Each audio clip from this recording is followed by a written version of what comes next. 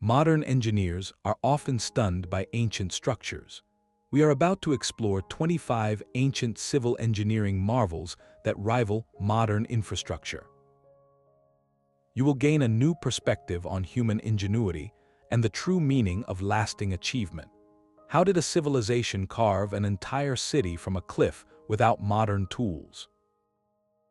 What secret allowed a Roman aqueduct to stand for 2,000 years?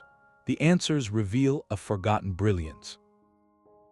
What do you think is the most important lesson we have forgotten from these ancient builders? Its sheer scale is humbling, yet its true genius lies in the details invisible to the naked eye. The Great Pyramid of Giza does not merely sit upon the desert sands, it is mathematically married to the earth itself. Each of its four sides is aligned almost perfectly to the four cardinal directions, north, south, east, and west, with an error margin smaller than 1/15 of a single degree. To put that in perspective, achieving such precision today would require sophisticated global positioning technology. Yet the builders accomplished this over 4,500 years ago, using only the stars, simple tools, and an understanding of geometry that seems to defy its time. The base of the pyramid is a near-perfect square, leveled across an area larger than 10 football fields to within a mere 2 centimeters. Imagine trying to make a table that large perfectly flat using only ropes and wooden levels. This was not a rough monument, it was an instrument of celestial observation built in stone. The logistics behind its creation are equally staggering. Construction involved quarrying, moving, and placing an estimated 2.3 million limestone and granite blocks. Each block weighed on average 2.5 tons, with some of the interior granite slabs weighing closer to 80 tons. They were hauled from quarries miles away, transported along the Nile, and then lifted into position with breathtaking accuracy. While popular culture often suggests ramps winding around the structure, many engineers find that theory creates as many problems as it solves. The ramp would have required more material than the pyramid itself. Other ideas point to an internal spiral ramp or a system of clever levers and counterweights. The truth is, we still do not know for certain. The absence of a definitive blueprint is part of the marvel. It speaks to a master plan held not on papyrus, but in the collective skill and coordinated labor of an entire society. This was not the work of slaves under a whip, as outdated tales suggest, but of skilled, fed, and organized workers who turned a pharaoh's vision into a permanent fact of the landscape. The pyramid stands as a silent question. How did they coordinate thousands of workers, maintain such quality control, and keep a project of that magnitude on track for an estimated 20 years? The answer lies not in a single lost tool, but in a lost system of knowledge, one that viewed engineering, astronomy, and human organization as a single, interconnected discipline. While the pyramid mastered vertical precision, another ancient empire perfected the art of moving water across impossible horizontal distances. The Gard in southern France is a breathtaking sight, a three-tiered arcade of golden stone that looks more like a graceful bridge than a piece of utility infrastructure. Yet for nearly 5 centuries, that is exactly what it was. This aqueduct carried fresh spring water over 30 miles to the bustling Roman city of, relying on nothing but the silent, unwavering pull of gravity. The Romans did not build one aqueduct, they built hundreds, stitching together an empire with channels of clean water.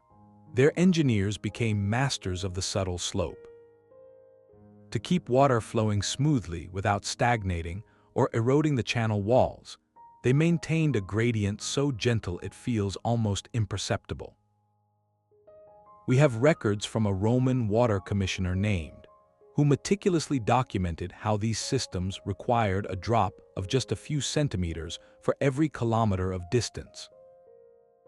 Achieving this over hills, across valleys, and through mountains required a surveying skill that borders on the supernatural. They used simple tools like a long water level set on legs to trace these perfect lines across the landscape. When the land dipped too sharply, they did not just build a bridge. They employed inverted siphons, using lead or ceramic pipes to force water down into a valley and back up the other side, a brilliant application of fluid pressure. Before the water even entered the city, it often passed through settling tanks, where sand and debris would sink to the bottom, a simple but effective form of purification. This engineered water was the lifeblood of Roman civilization. It fed lavish public baths that were centers of social life, supplied countless street fountains, and even reached the homes of the wealthy. This network directly supported public health and urban growth on a scale Europe would not see again for over 1,000 years. And here is the most humbling comparison for our modern world. While today we often hear of water mains breaking after a few decades, sections of these Roman aqueducts have carried their burden for 2,000 years. Their concrete, a mix of volcanic ash, lime, and rubble, seems to grow stronger with time, a recipe we are still trying to fully decode. This was not infrastructure built for a budget cycle or a political term. It was built for eternity, a stone declaration that a society's greatest duty is to provide for the generations to come. That same philosophy of connection, of binding a vast domain together, found its ultimate expression not in channels of water, but in lines of stone and packed earth stretching to the horizon. That same philosophy of connection, of binding a vast domain together, found its ultimate expression not in channels of water, but in lines of stone and packed earth stretching to the horizon.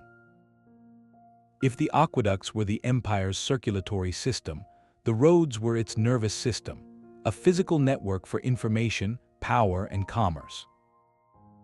Picture a Roman legionary on the Via, the first of these great highways, his boots striking a surface so straight and true it seems to defy the natural curves of the landscape.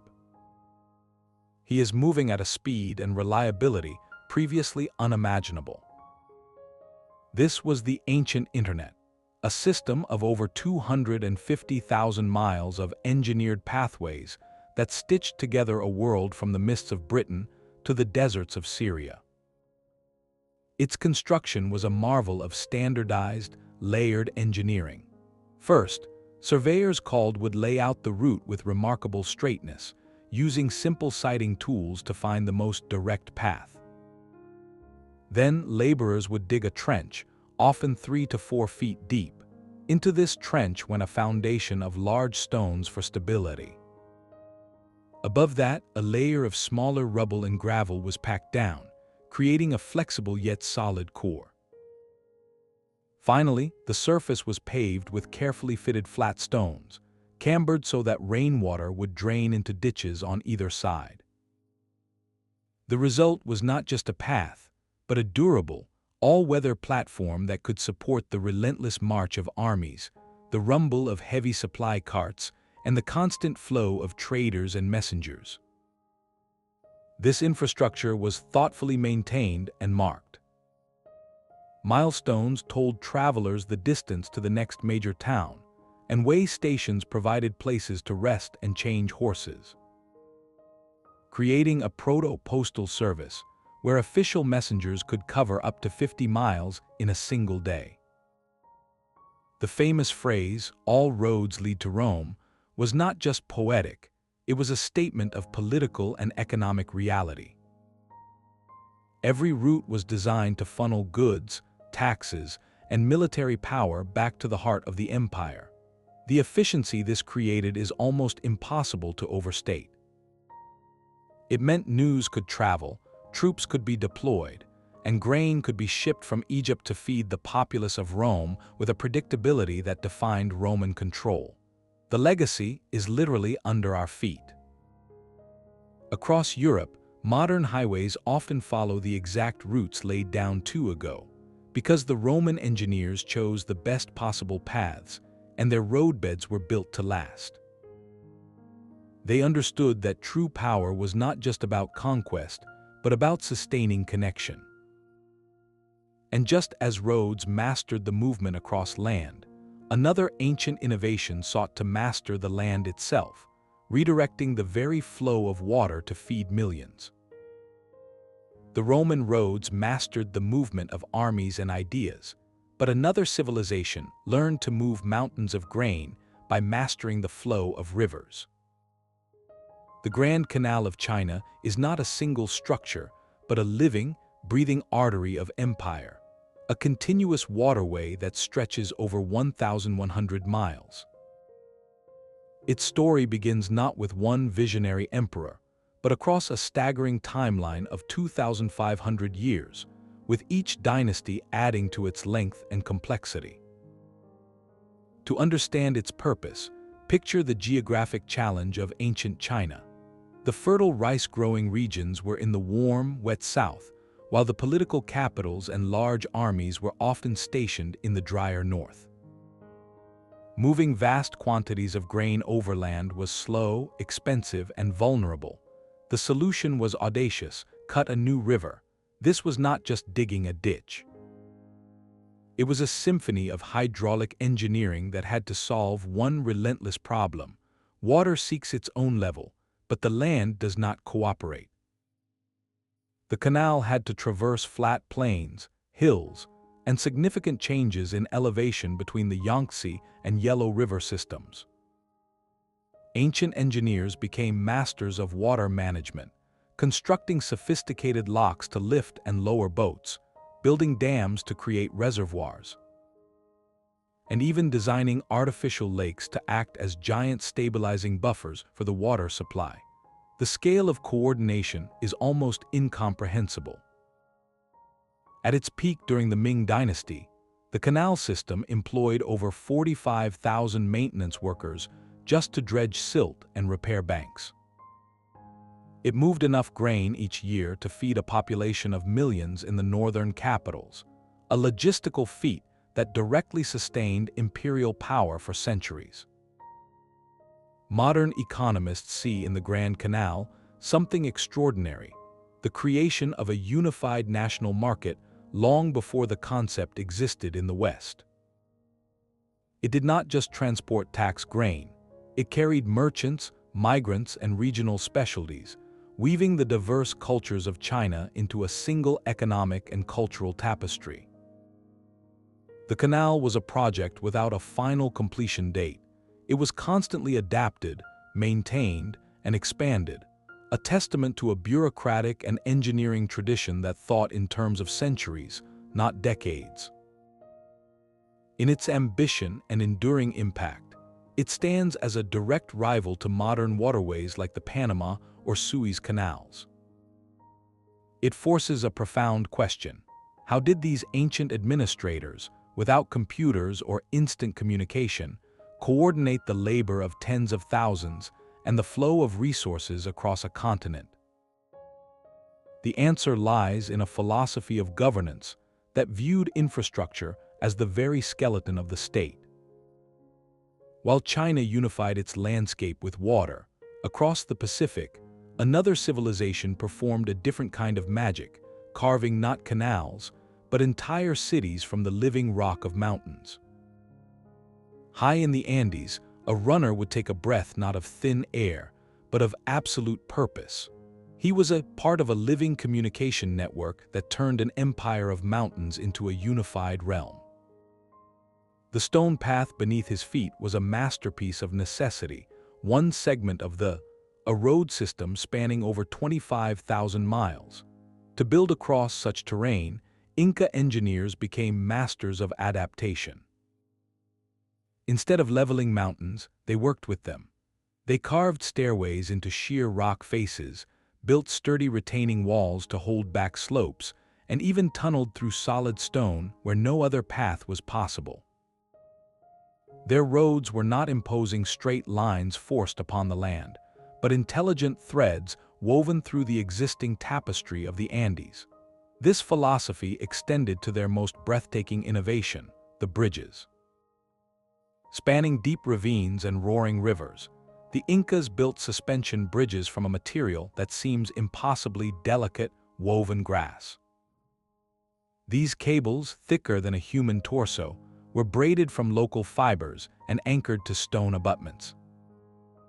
Every year, communities would gather to renew the bridge in a collective ceremony, replacing the old cables with new ones. This practice did more than maintain infrastructure. It reinforced social bonds and passed engineering knowledge from one generation to the next. The result was a structure flexible enough to sway with the frequent earthquakes of the region, a feature that left Spanish conquistadors in awe, as their own rigid European stone bridges would have shattered. The system's efficiency was staggering. Relay stations were placed a runner's distance apart, often just a few miles given the altitude. A would sprint his section, deliver his verbal message or knotted string quipu record to the next waiting runner, and then rest. Through this human relay, information could travel up to 150 miles in a single day, a speed that outpaced mounted messengers on easier ground. This network bound together a vast and diverse empire, allowing not just for military control, but for the movement of goods like corn, potatoes, and precious metals. The true marvel is the seamless integration. The road does not conquer the mountain, it converses with it.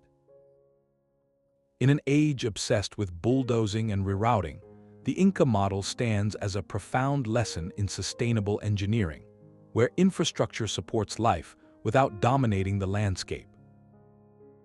This harmony between human creation and the natural world reaches a different kind of climax in a place where architecture and cliff face become one, a city carved not just into a mountain, but from its very heart. The runner's path through the mountains was a feat of adaptation, but what happens when an entire city must adapt to an environment that offers almost nothing?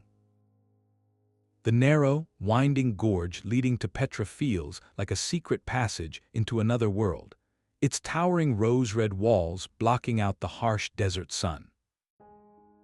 For the Nabateans, this natural canyon was more than a dramatic entrance. It was the key to survival. In a land where rain might fall only a few days a year, they performed a kind of alchemy, turning sudden, destructive flash floods into a permanent, life-giving resource. Their entire city, carved from the cliff faces, was supported by a hidden masterpiece, an underground web of water management so advanced it feels modern. The first challenge was chaos. The desert does not give gentle rain, it unleashes torrents that can sweep away everything in their path. Instead of fearing these seasonal floods, the Nabateans captured them. At the head of they built a massive diversion dam, skillfully redirecting the floodwaters into a carved channel that ran alongside the main processional way. This single act transformed a threat into a promise. The water was then funneled into a network of over 200 cisterns, both large public reservoirs and smaller private ones, carved deep into the bedrock or built from stone. These were not simple holes in the ground. They were carefully plastered with a special hydraulic cement to prevent precious water from seeping back into the thirsty earth. But storage was only half the miracle. Distribution was the other. They engineered a pressurized pipeline system using interconnected ceramic pipes, allowing them to move water uphill to reach homes, lush garden terraces, and ornate public fountains throughout the city. This gravity-fed network meant that even in the driest months, fresh water could flow directly to where it was needed. The scale of planning is breathtaking. They calculated catchment areas, anticipated seasonal flow, and created enough storage to support a population that historians estimate reached 30,000 people at its peak. This reliable water supply is what allowed Petra to become a glittering hub on the incense trade routes. a place where caravans could rest, resupply, and trade in safety and comfort amidst the desert. It was a man-made oasis engineered with stone and foresight. Their deep understanding of the local hydrology, of capturing every possible drop and using it with maximum efficiency, rivals the principles behind the most carefully planned desert cities of today. It proves that true engineering is not about conquering nature with brute force, but about listening to its rhythms and finding an elegant, sustainable partnership. This same desire to find a profound partnership, not just with earth and water, but with the sky itself, drove another civilization to arrange massive stones into a celestial calendar that has watched over a quiet English plain for. The desert engineers of Petra mastered water, but in Athens, a different kind of mastery was at work, one that understood the fallibility of human perception. The Parthenon stands not as a monument to rigid geometry, but to its brilliant correction. To the eye, its columns appear perfectly straight and its base perfectly flat, a vision of mathematical purity against the sky. The truth is far more fascinating. Every single line you see is a carefully engineered illusion. The architects knew that if they built their temple with true straight lines and right angles, it would look saggy and distorted from a distance. So they introduced a series of subtle curves and inclines, each calculated with astonishing precision. This is the secret of its timeless grace. Look closely at the columns. They do not taper in a straight line from bottom to top. Instead, they feature a gentle swelling about 1/3 of the way up, a feature called entasis.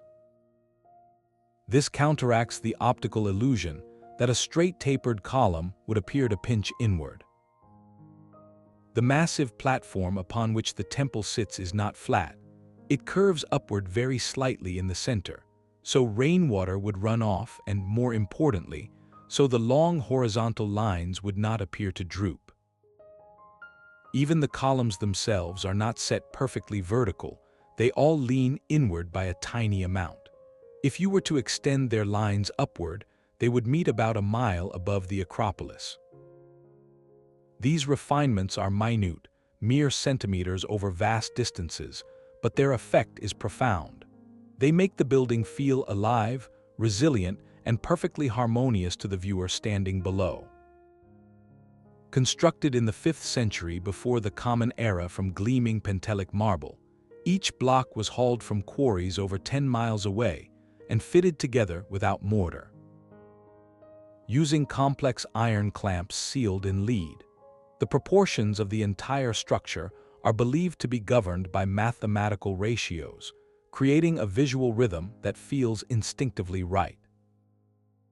This was engineering in service of emotion and ideology, a physical manifestation of the Greek pursuit of ideal beauty through reason and correction. It proves that the greatest builders understood something fundamental, that perfection for the gods was not found in the ruler's line, but in the mind's eye. And if they could so masterfully manipulate how we see a building, is it any wonder they also mastered how we hear within one? This leads us to the open-air theaters where sound itself was sculpted from stone and hillside. The roar of 50,000 voices was not just noise, it was a calculated component of the design. The Flavian amphitheater, known to us as the Colosseum, was not merely a place for spectacle, it was a machine for managing mass human experience. Completed in the year 80 of the Common Era, its elliptical shape was a stroke of genius, ensuring that every seat, from the emperor's marble box to the highest wooden benches, had a clear view of the arena floor. But the true engineering marvel was movement. With 80 numbered arched entrances, a system called vomitoria, the entire crowd of tens of thousands could be seated or emptied in a matter of minutes. A benchmark of efficiency that modern stadium architects still study with respect. The experience was carefully curated from arrival to departure, a lesson in civil engineering that understood people flow as a primary design constraint. Beneath the sand-covered wooden floor lay another world entirely, the hypogeum. This two-level underground labyrinth of tunnels, ramps, and pulley-operated lifts was the backstage engine of the spectacle. Caged animals, elaborate scenery, and gladiators could be hidden, and then dramatically revealed through trapdoors, creating sudden, thrilling entrances that heightened the drama. For special events, the entire arena could even be flooded to stage mock naval battles, showcasing the structure's incredible versatility. This adaptability was built on a foundation of revolutionary materials. The Romans used a layered approach, employing heavy travertine stone for the load-bearing piers, lighter brick and concrete for the upper levels, and iron clamps to hold the massive blocks together. Their particular recipe of concrete, using volcanic ash, gave the structure a flexibility and durability that has allowed its skeleton to stand for nearly 2,000 years. It was a multi-purpose civic center, hosting games, public ceremonies, and communal gatherings, reinforcing social order through shared experience. In its seamless integration of crowd management, versatile staging, and durable construction, the Colosseum provided the foundational blueprint for every major sports and performance venue that followed. From this pinnacle of Roman public engineering, designed to engage the masses, we journey to a marvel of an entirely different scale and purpose, one that sought not to entertain a crowd, but to embody the cosmos itself for a spiritual nation. The Colosseum mastered the crowd, but the Khmer Empire sought to master an entire monsoon cycle. Angkor Wat's iconic towers are merely the spiritual heart of something far grander, a vast hydraulic metropolis that was the largest pre-industrial city on Earth. This was not a city that grew organically around a temple. It was a landscape entirely engineered from the ground up. The genius of Angkor lies not in any single structure, but in the invisible grid of water that sustained it. To support a population approaching 1 million people, Khmer engineers transformed the seasonal deluge of the monsoon from a threat into a life-giving resource. They constructed an elaborate network of canals, moats, and massive reservoirs called. The scale is almost incomprehensible. The West Reservoir is an artificial lake 5 miles long and 1.5 miles wide, a body of water so vast it was built by moving earth on a scale comparable to the Great Pyramid. This was not just for show. This hydraulic grid served 3 profound purposes. Practically, it captured monsoon rainwater, storing it for the long dry season to irrigate rice paddies, ensuring multiple harvests and stable food production for a vast population.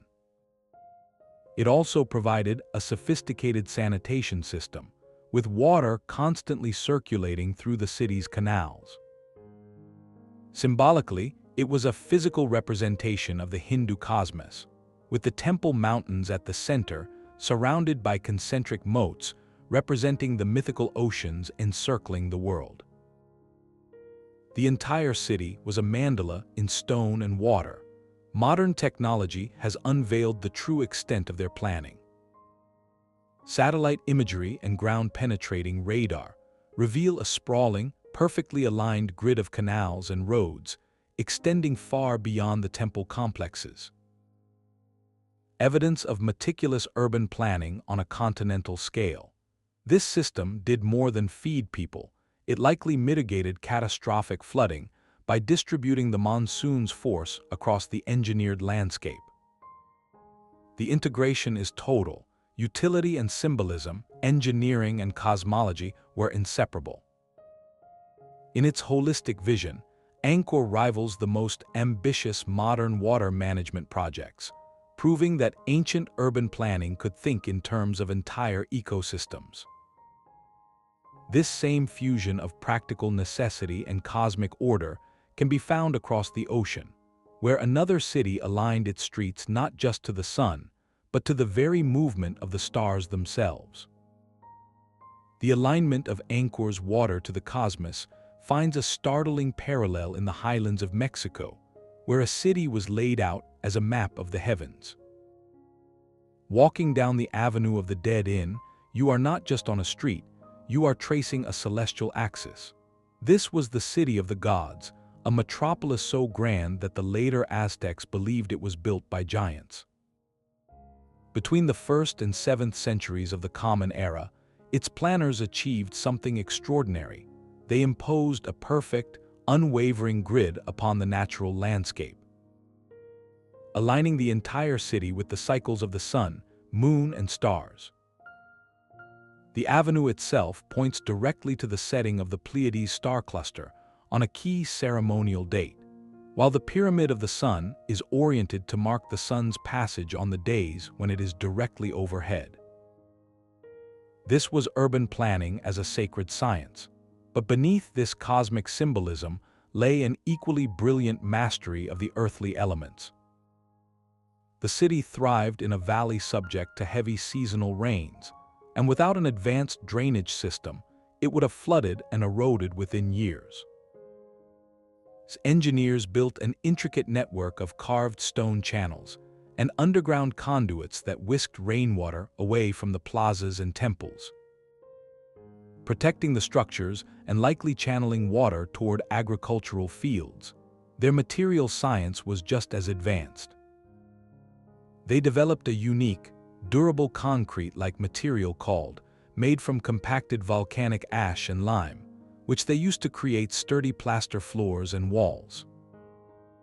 Their distinctive architectural style, with its sloping base and vertical panel, was not merely aesthetic. It was a structurally sound design that distributed weight effectively and became a cultural signature across. The scale of their organization is what truly stuns. This was not a chaotic collection of buildings. It was a meticulously zoned city supporting well over 100,000 people. Distinct residential compounds, each likely housing extended family groups engaged in specific crafts, were arranged in a grid alongside bustling marketplaces and administrative centers.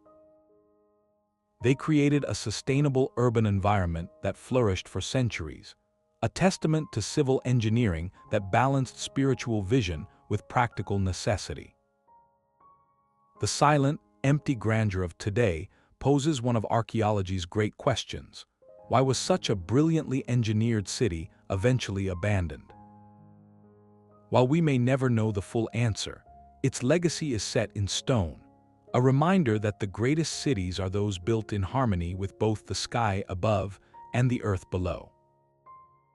And when harmony was not an option, when the threat came not from water but from other humans, ancient engineers responded with a different kind of genius. One carved into the very cliffsides of a desert kingdom, a ribbon of stone and earth stitches across the very spine of a continent. The Great Wall of China is not one wall, but a staggering collection of fortifications, a project that consumed the labor and ingenuity of dynasties for over 2,000 years. While the iconic, stone ramparts we picture today are largely the work of the Ming dynasty in the 14th through 17th centuries, the story begins much earlier. With the first rammed earth barriers erected by warring states as far back as the 7th century before the Common Era, the core engineering challenge was one of impossible logistics. How do you build a continuous defensive line across some of Asia's most unforgiving terrain, from the steep, mist-shrouded mountains in the east to the shifting, arid deserts of the west? The solution was a masterpiece of local adaptation. Builders used whatever was abundant nearby. In the Rocky Mountains, they fitted stone blocks. Across the plains, they compacted earth and gravel into massive ramparts. In the western deserts, they even used layers of sand and gravel stabilized with tamarisk branches. One of their most ingenious innovations was in the mortar itself. Ming engineers developed a super-strong binder by mixing standard lime mortar with a surprising ingredient, sticky rice flour. This organic compound created a paste that was not only incredibly adhesive, but also more resistant to water and weathering than ordinary mortar. A biodegradable technology that has held stones together for centuries. But the wall was far more than a simple barrier.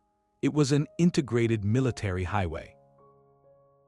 Its wide top served as an elevated patrol road, allowing soldiers and messengers to move rapidly along the frontier. Strategically placed watchtowers, often within sight of each other, functioned as garrison points, storage depots, and sophisticated signal stations. In the event of an attack, guards could send messages across vast distances in mere hours, using a system of smoke signals by day or beacon fires by night, creating an ancient optical telegraph system. The sheer cumulative scale is what truly defies comprehension. When you tally all the sections built by various dynasties, the total length exceeds 13,000 miles. To build, maintain, and garrison such a line required a level of long-term planning, resource management, and labor organization that rivals any modern border security or linear infrastructure project. Like a transcontinental railway, it stands as the ultimate testament to defensive engineering, not as a static fence, but as a dynamic, intelligent system for surveillance, communication, and control. Yet, for all its monumental strength, history shows that even the greatest walls can be circumvented. This relentless challenge of defense reached its own dramatic climax not on a mountain ridge, but on a lonely, storm-lashed island, where a fortress was designed to be utterly unconquerable. A fortress should not float above the jungle like a cloud, yet that is the impossible impression of a column of stone that thrust 600 feet straight up from the forest floor. In the 5th century, a king named chose this geological anomaly as the site for his capital, a decision born of fear and ambition in equal measure. The result is not just a castle on a rock, it is a complete vertical city, a three-dimensional puzzle of defense, luxury, and engineering audacity. The first line of defense was not a wall, but a moat of breathtaking beauty. At the base of the rock, engineers laid out elaborate symmetrical water gardens, a serene landscape of pools, islands, and pavilions. But this was no mere royal park, it was a sophisticated hydraulic machine. Water was channeled from reservoirs higher up in the complex, feeding a network of underground conduits that used gravity and pressure to create fountains that could leap skyward, powered solely by natural force. These fountains still function during the rainy season, a testament to the precision of their original design. The ascent to the summit was a carefully staged psychological journey. Visitors would climb a stairway that clung to the sheer rock face, passing the famous mirror wall, once polished so finely that the king could see his reflection as he walked. Halfway up, the path led through the remains of a colossal gateway built in the form of a lion, its giant paws still carved from the bedrock, a symbolic passage from the earthly realm to the celestial abode. At the summit, the engineering challenges. Every drop of water, every piece of stone, every timber beam had to be hauled up the vertiginous cliffs. Here, the builders carved massive cisterns into the living rock to capture and store rainwater, reservoirs so well engineered that they remain full centuries after the palace was abandoned. The summit palace was laid out in precise geometric terraces, with buildings positioned to catch cooling breezes and offer commanding views in every direction. This was a fortress designed to be self-sufficient and unconquerable, a statement of power visible for miles. Yet, for all its martial purpose, it was also a place of refined artistry, with legendary frescoes painted in sheltered alcoves high on the cliff. represents a pinnacle of integrated design, where the harsh necessities of defense were seamlessly woven into an environment of aesthetic pleasure and technological wonder. It forces us to ask, what does it mean to feel safe? For King, the answer was to ascend literally above the world, to a stronghold that merged with the sky itself. But for other ancient communities, the answer to threat was not to climb upward, but to vanish completely beneath the earth. The desire to vanish completely beneath the earth was not a metaphor in Cappadocia. It was a meticulous plan for survival. It is not a cave, it is a subterranean metropolis, a world turned inside out. Carved into the region's soft volcanic rock, this labyrinth descends over 18 levels, plunging 200 feet into the darkness. Its origins stretch back perhaps 3,000 years, a refuge engineered not for days, but for months of total seclusion. The initial challenge was existential. How do you keep 20,000 people alive in a sealed stone tomb? The answer was a masterpiece of underground urban planning that rivals the complexity of a modern subway system. Fresh air was the first priority. Engineers carved over 50 distinct ventilation shafts, some reaching all the way to the surface, creating a passive breathing system that circulated air naturally to the deepest chambers. A single protected well, sunk over 170 feet to the water table, provided a constant, uncontaminated supply, immune to poisoning by any aggressor above. Security was absolute. At strategic choke points, massive circular stone doors, weighing up to half a ton, could be rolled across passageways from the inside, sealing entire sections off from intrusion. These were not just defensive gates, they were the locks on a buried city. The internal organization was astonishingly sophisticated. The upper levels held public spaces, including stables with tethering rings carved directly into the walls, and even wineries with fermentation vats. Deeper down lay living quarters, storage rooms, communal kitchens, and chapels, their ceilings blackened by centuries of lamp smoke. Tunnels miles long connected to other underground cities, creating a hidden network across the region. This was not a panicked hideout. It was a calculated, long-term alternative to life on the surface, a complete backup plan. It represents perhaps the most extreme form of defensive engineering in history, a testament to human resilience that chose depth over height, secrecy over spectacle. And from this profound, sunless world of collective security, we emerge into a place of brilliant, individual devotion, where a single temple was carved not to hide from the sun, but to capture its very first light. The stone chariot stands frozen in a final, glorious charge across the sands of time. In the 13th century, master builders did not construct a temple to house an idol, they built the vehicle of the sun god itself. From a distance, the sun temple appears as a monumental chariot, carved entirely from stone, with 12 pairs of exquisitely detailed wheels and a team of 7 mighty horses, forever straining forward. This was more than a metaphor made real, it was an act of cosmic engineering. Each of those 24 wheels is a fully functional sundial.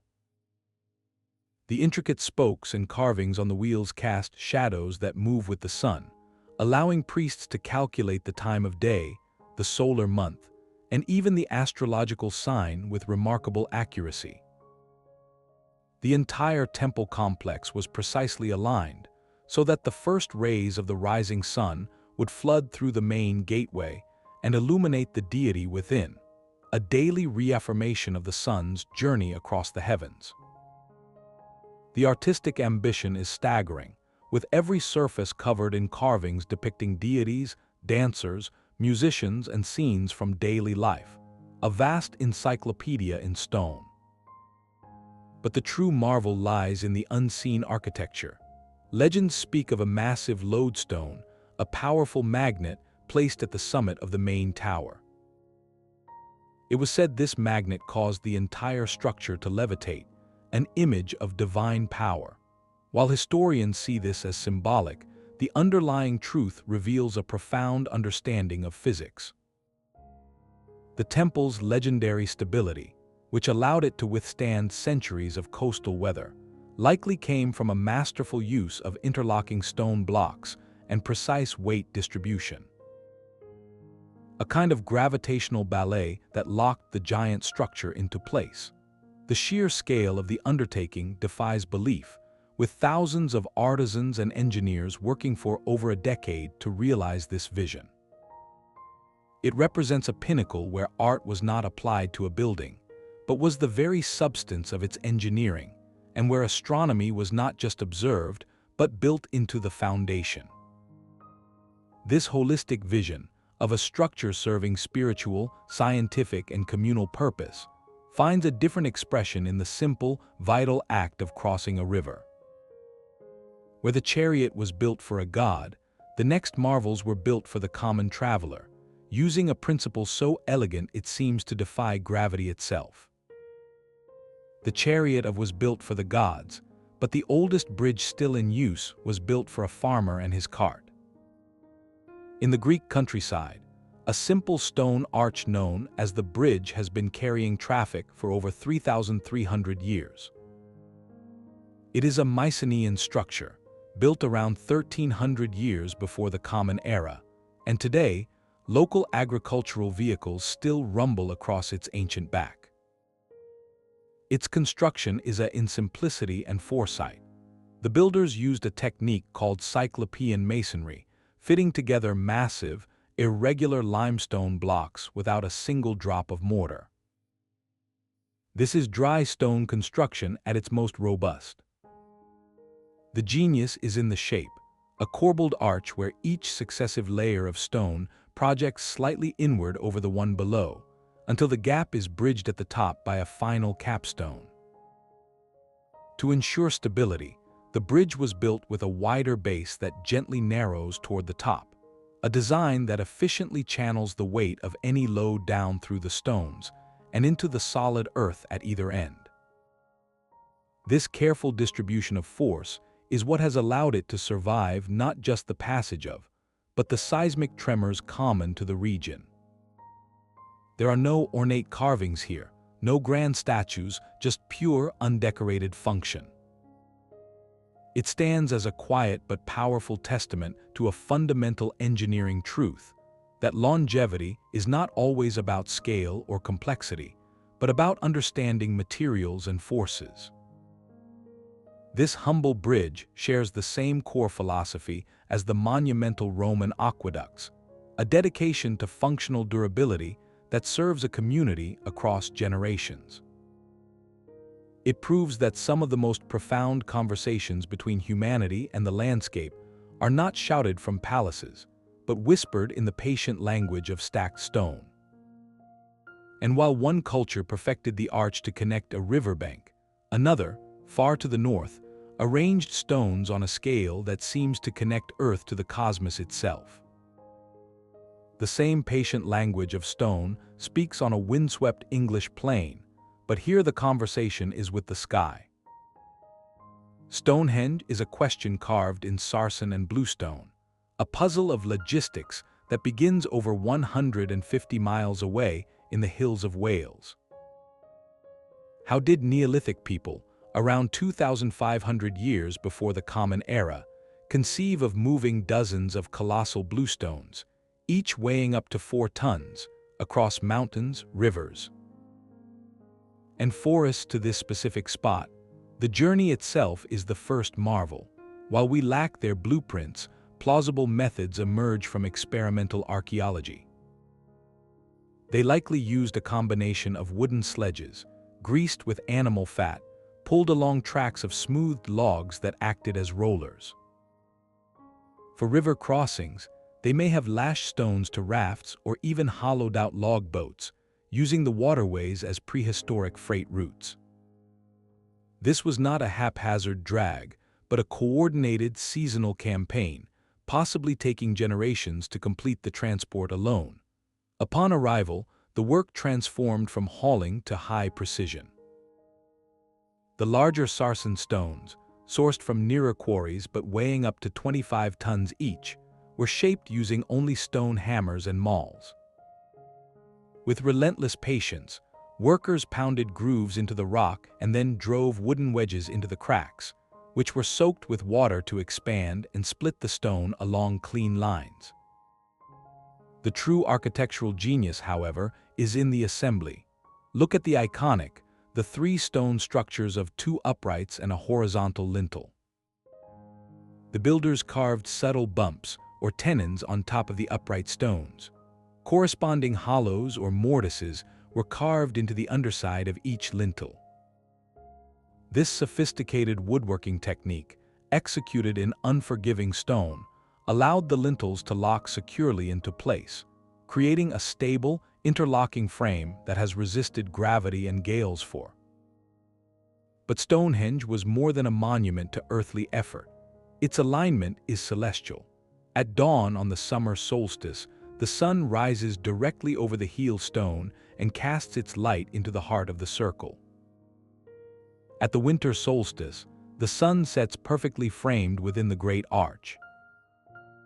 This was not coincidence, but a deliberate, engineered connection to the solar cycle, turning the stone circle into a giant astronomical observatory and calendar. It provided a fixed point in the turning year, predicting seasons for planting and harvest, and likely anchoring profound communal rituals. The organization this implies is staggering. It speaks of a society capable of planning projects across decades, marshaling specialized labor, feeding and housing workers, and passing a unified vision from one generation to the next. This was not the work of primitive hunter-gatherers, but of a complex, coordinated culture with deep knowledge of engineering, astronomy, and social management. The enduring mystery is not just how they did it, but why they chose this spot, and what beliefs were powerful enough to motivate such an immense, collective undertaking. While one civilization raised stones to track the sun, another, flourishing on a Mediterranean island, directed its engineering genius inward, mastering the flow of water to create a world of unprecedented comfort and sanitation. The stones of Stonehenge charted the cosmos, but on the sun-drenched island of Crete, a different kind of order was being engineered, one that turned inward to master the most intimate details of daily life. The Palace of Knossos was not just a royal residence. It was a sprawling, storied complex so intricate that it gave rise to the myth of the labyrinth. Around 2,000 years before the Common Era, while much of Europe was in a simpler state, the Minoans were building a world of startling modernity beneath their feet. Their genius was hydraulic, focused on the quiet miracle of cleanliness. In private quarters and even in some public spaces, they installed the world's first known flush toilets. These were not crude pits, but sophisticated stone seats connected to a hidden network of pipes. Water, likely stored in rooftop cisterns, could be manually poured down the channel, carrying waste away through the palace's underbelly. The pipes themselves are a marvel of foresight. Each section was carefully tapered, meaning one end was slightly narrower than the other. When fitted together, this design created a joint that actually increased the velocity of the water as it flowed, a principle that helped prevent the buildup of debris and kept the system from clogging. This same network also managed rainwater, channeling runoff from light wells and courtyards efficiently away from the living spaces. But to have a system for taking water away, you first need a reliable system for bringing it in. The Minoans achieved this with gravity-fed aqueducts that brought fresh spring water from sources miles away, ensuring a steady supply for drinking, bathing, and maintaining their sanitary innovations. This holistic approach reveals a society that placed a high value on public health, comfort, and urban livability. The palace was a machine for living, designed to manage the fundamental elements of light, air, and most impressively, water, with an elegance that would not be seen again in Europe for well over 1,000 years. It makes you wonder about the quality of life within those painted walls, where advanced engineering served not just monumental glory, but everyday human dignity. This profound focus on civic well-being and communal space finds its ultimate expression in a city that did not just plan for hygiene, but built an entire social philosophy around it. The grid is a modern idea, but its first appearance is stamped into the sun-baked bricks of a city 5,000 years old. In the Indus Valley was not a settlement that grew haphazardly, it was a blueprint realized in clay. Around 2,500 years before the Common Era, its planners laid out streets in a precise north-south and east-west grid, a design philosophy that feels startlingly familiar today. This was not an aesthetic choice, it was a system for order, efficiency, and public health on a massive scale. The standardization is everywhere you look. The bricks themselves, whether sun-dried or kiln-fired, were produced in a consistent ratio, 4:2:1, meaning they could be laid in alternating patterns for incredible strength and stability. A uniformity that speaks of centralized quality control, but the true genius of this city lies beneath those orderly streets, boasted the world's first known comprehensive urban sanitation system. Almost every house had its own bathing area and a latrine, with wastewater channeled through clay pipes into a network of covered brick sewers that ran beneath the main avenues. These were not open gutters, they were carefully engineered tunnels, large enough for a person to walk through for maintenance, with periodic manhole covers made of stone or ceramic. This separation of clean water from waste was a monumental leap in public health engineering. Fresh water was provided by hundreds of public and private wells, lined with specially designed, wedge-shaped bricks to prevent collapse, ensuring a safe supply for drinking and washing. At the civic heart of the city stood the Great Bath, a large, watertight pool built with finely fitted bricks and sealed with a layer of natural tar. Surrounded by rooms and a colonnade, it was likely used for ritual purification or important social gatherings, a centerpiece that combined engineering with community life. The entire city reflects a society of remarkable equality and foresight. There are no towering palaces or ostentatious tombs, just well-built, functional homes and robust public works. This suggests a social organization less focused on glorifying a single ruler and more invested in the collective well-being of its citizens. In its logical layout, its advanced drainage, and its standardized construction presents a model of urban planning that would not be matched for. It forces us to reconsider the timeline of civilization itself, asking what other principles of community living we have had to rediscover over the long march of history. This vision of a society shaped by the earth it moved reaches a different scale entirely in the next marvel, where an entire landscape was remade not with bricks, but with baskets of soil. From the orderly grid of, we are lifted into a perspective no ancient person ever saw. The vast, silent pampa of southern Peru holds a secret written for the sky.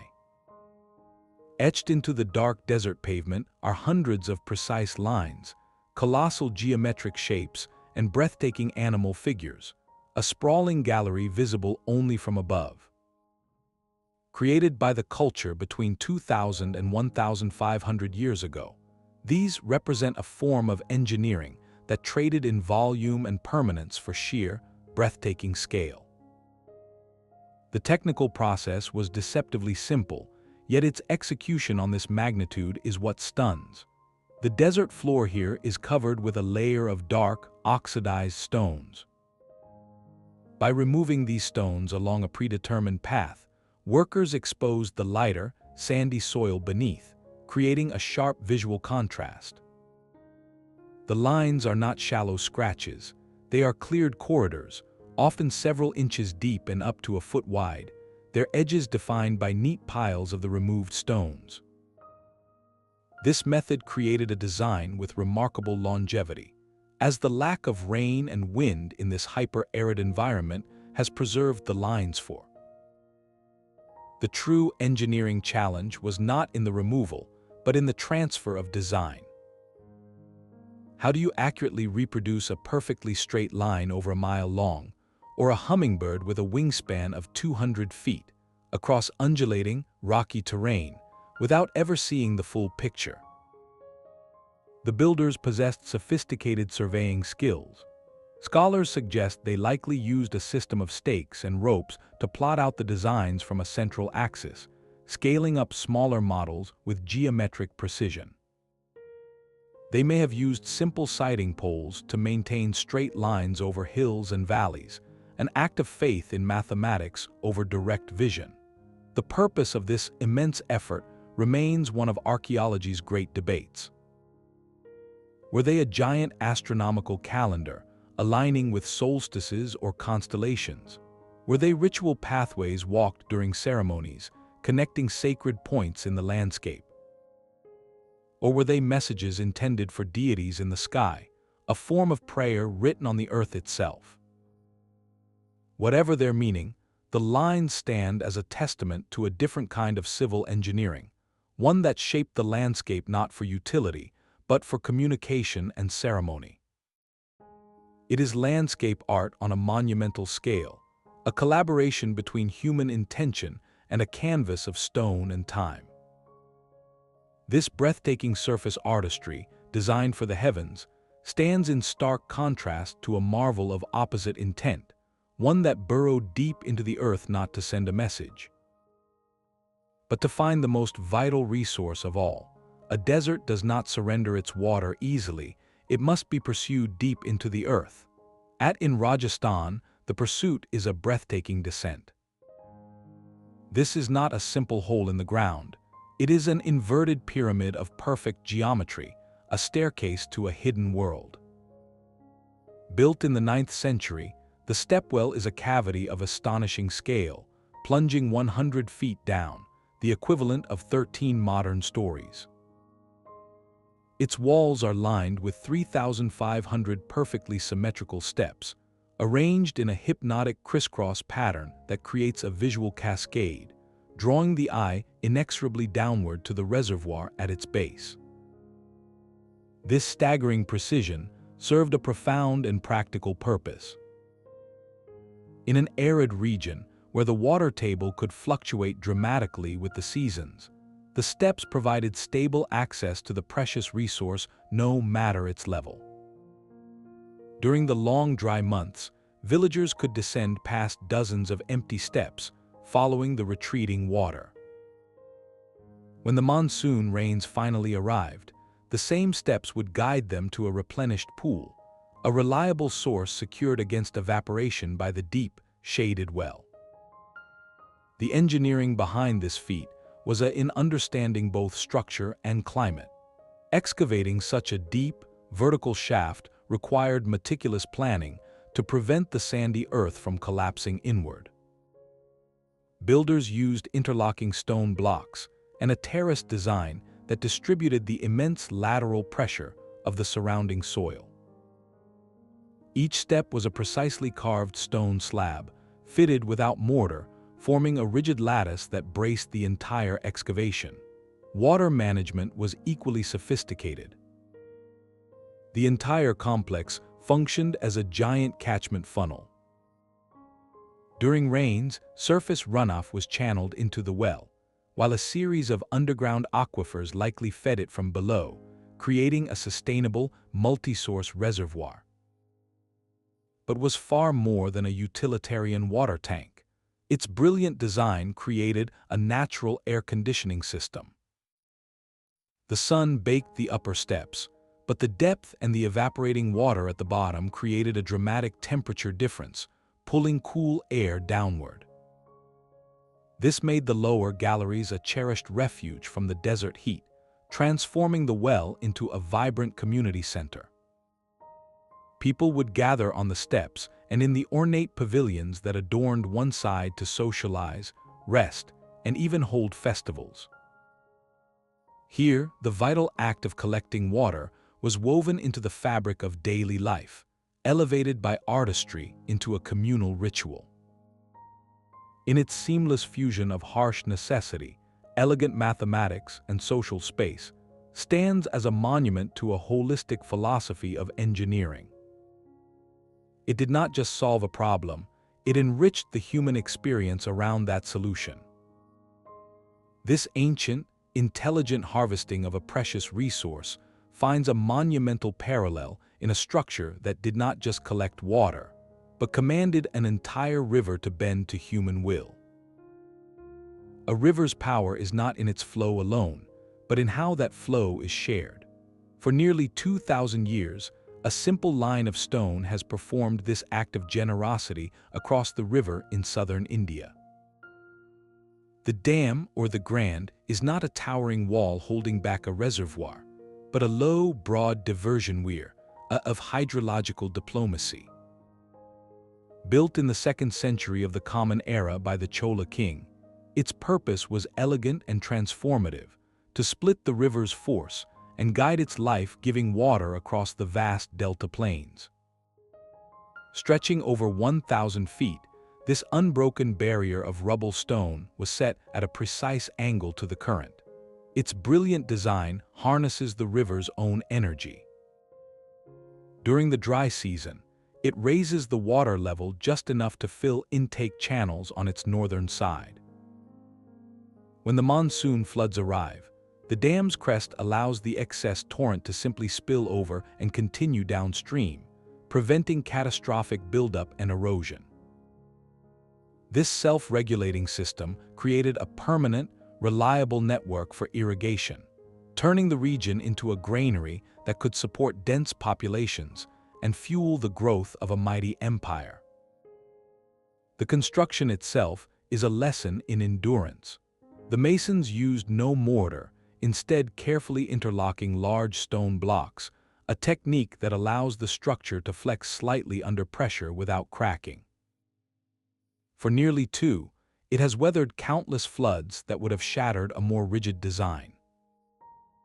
Modern engineers who study it find a perfect understanding of sediment transport as well. The dam's alignment and profile were calculated to minimize silt buildup that could choke the channels. In function and philosophy, the is a direct ancestor of today's massive river basin management projects. It represents a vision of engineering not as domination over nature, but as a sustained conversation with it, a partnership for perpetual fertility. This ancient success in reading and redirecting a river's rhythm finds a parallel in another kind of reading, one that looked not at water, but at the precise movements of shadows cast by the sun. Monk's Mound is a mountain made by hand. From its flat summit, you can survey what was once the beating heart of a continent, a planned metropolis that thrived between the years 900 and 1200 of the Common Era. Cahokia, near present-day St. Louis, was the largest pre-Columbian settlement north of Mexico, and its central platform, Monk's Mound, is the largest earthen pyramid in the Americas. Its scale is almost beyond comprehension, covering 14 acres at its base and rising 100 feet high. To build it, the Mississippian people moved an estimated 55 million cubic feet of earth. Picture that, not with wheelbarrows or carts, but carried one woven basket at a time. This was a labor project spanning generations, a collective act of faith and organization that reshaped the very landscape. But this was not a haphazard pile of dirt. The engineering was precise. Builders used different types of soil, placing a stable, water-resistant clay cap over a core of more porous materials to ensure the mound would not erode or slump over the centuries. This understanding of soil mechanics granted the structure its remarkable longevity. The entire city was laid out with clear intention, centered around a vast grand plaza flanked by over 120 mounds of various sizes and functions. Some were platforms for the homes of leaders or important ceremonies, while others, conical in shape, served as memorial sites. The alignment of the central plaza with the cardinal directions, and evidence that certain marked the solstices, tells us this was a city in conversation with the cosmos as much as with the river. At its peak, Cahokia was home to 10 to 20,000 people, with many thousands more in surrounding areas, a population that rivaled London of the same era. This required a staggering degree of social coordination, not just to build the mounds, but to manage agriculture, trade, and daily life in a complex, stratified society. The silent mounds today pose a profound question about the nature of civilization itself, reminding us that grand urban centers and sophisticated earthworks flourished here, engineered by cultures whose stories are still being unearthed. This mastery over the landscape, moving mountains of earth to create a center of human gravity, finds a parallel in another ancient ambition, one that sought not to shape the land, but to defy the sea entirely by building a harbor where nature provided none.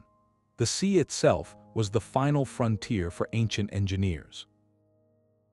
On a stretch of featureless coast in modern-day Israel, King Herod the Great demanded the impossible, a deep water harbor where nature had provided none. Between 22 and 10 years before the Common Era, his teams undertook one of the most audacious marine engineering projects of antiquity, creating the port of Caesarea from scratch. The core challenge was brutal. The Mediterranean's relentless waves would smash any ordinary stone breakwater into rubble. The Roman solution was a material that seemed to defy physics, a special concrete that could harden underwater. This was not ordinary mortar. Its secret ingredient was a volcanic ash called pozzolana, shipped all the way from Italy.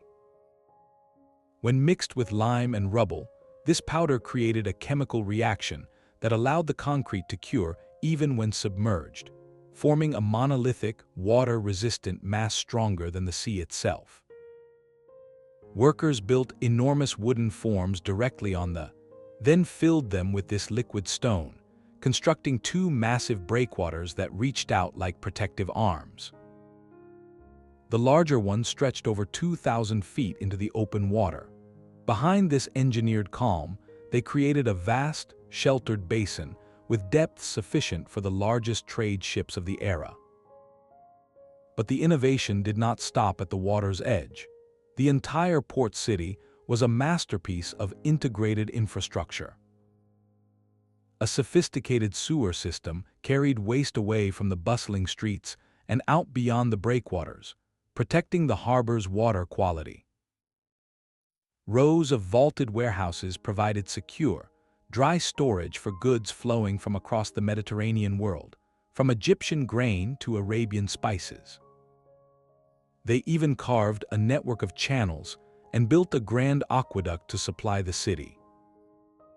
Named in honor of Emperor Augustus, this harbor became a glittering economic engine, a vital link in the Roman trade network that connected continents.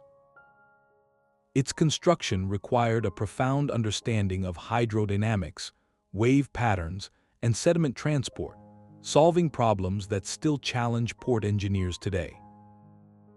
The submerged concrete blocks of Caesarea's breakwaters, some still visible, are the physical evidence of a technological leap that tamed the open sea. This triumph over the aquatic realm reminds us that the ancient world's ambition was boundless, reaching from the highest mountains to the deepest waters.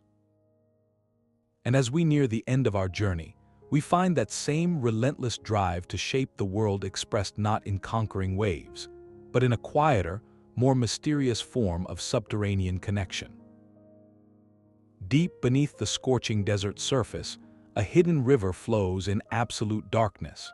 This is the magic of the Qanat, a 3,000-year-old invention that turned barren landscapes into gardens.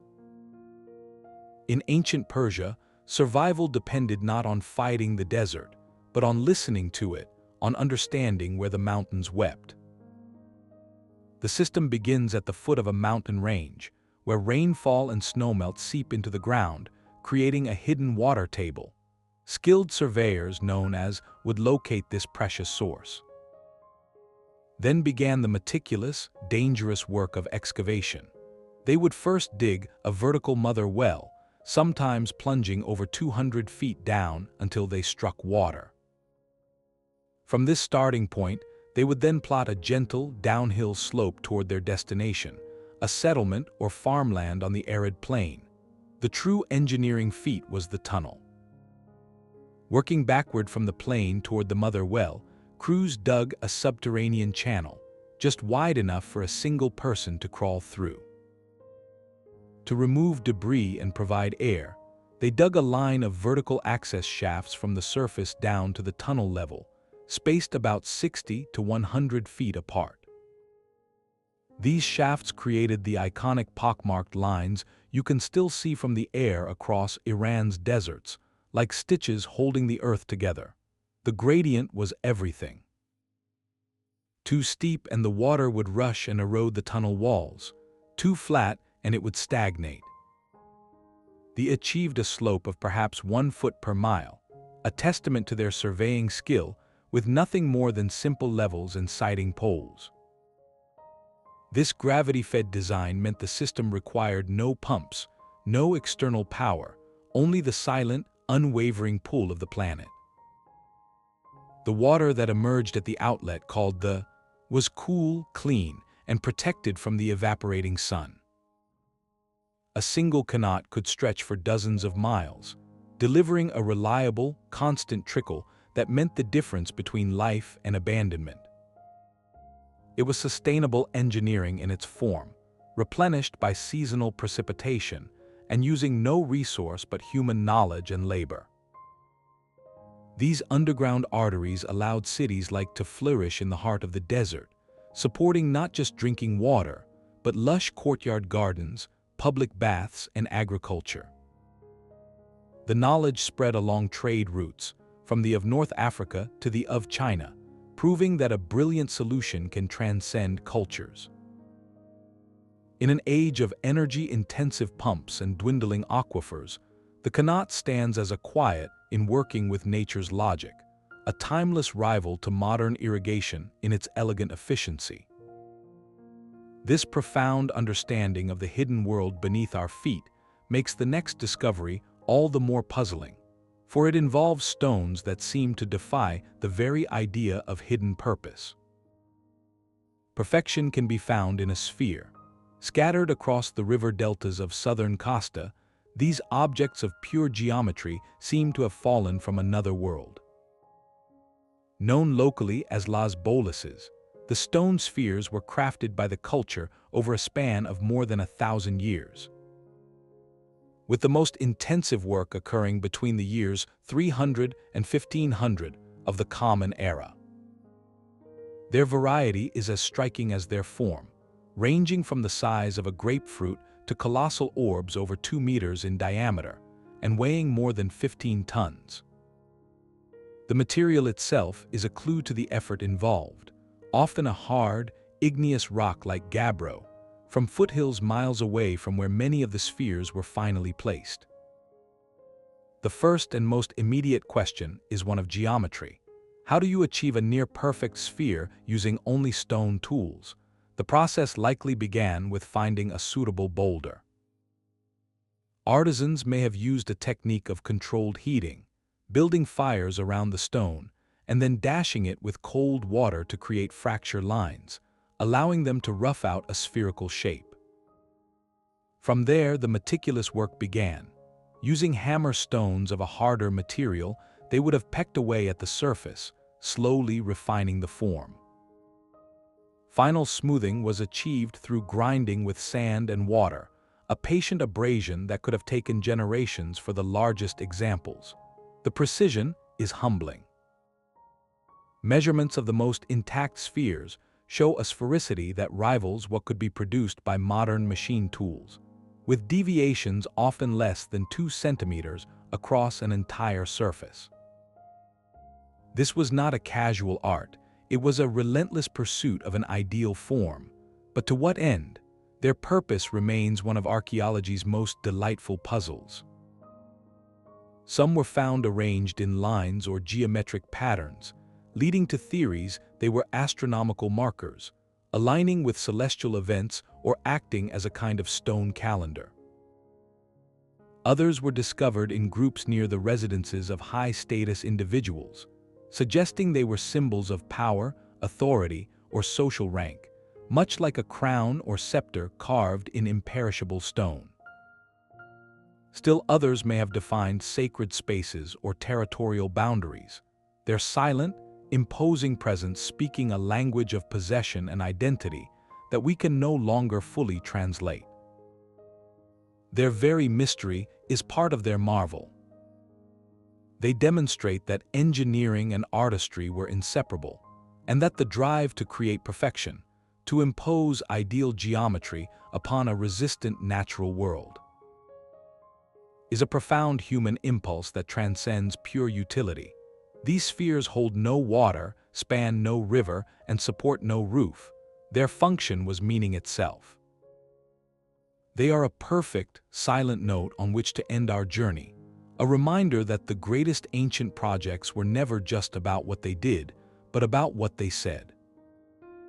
They were declarations in stone, water, and earth about who we are, what we value, and how we see our place under the sun and stars. These silent spheres and whispering aqueducts all speak the same fundamental language.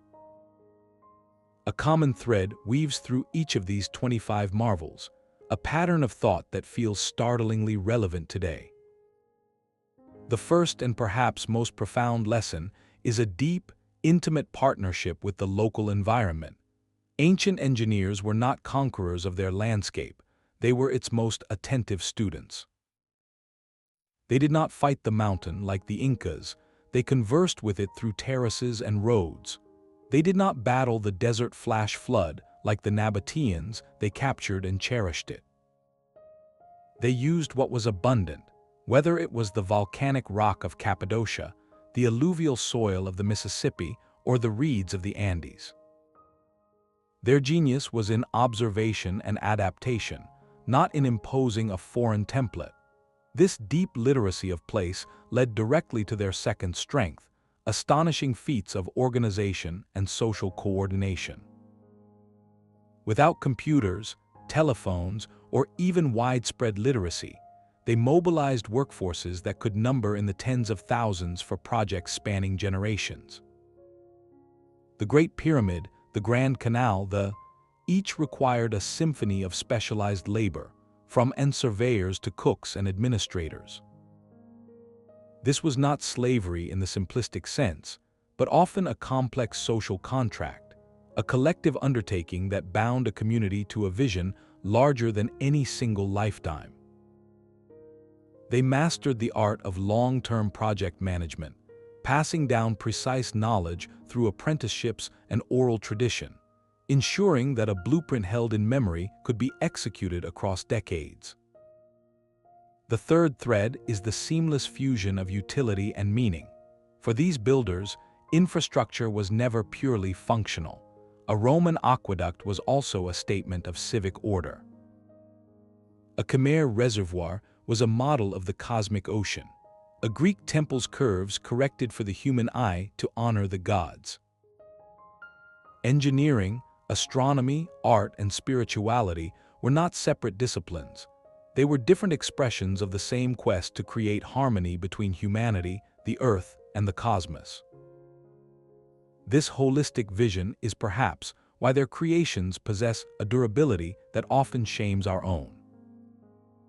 They built with sustainability as a default, not an afterthought, using materials and designs meant to endure for centuries, even.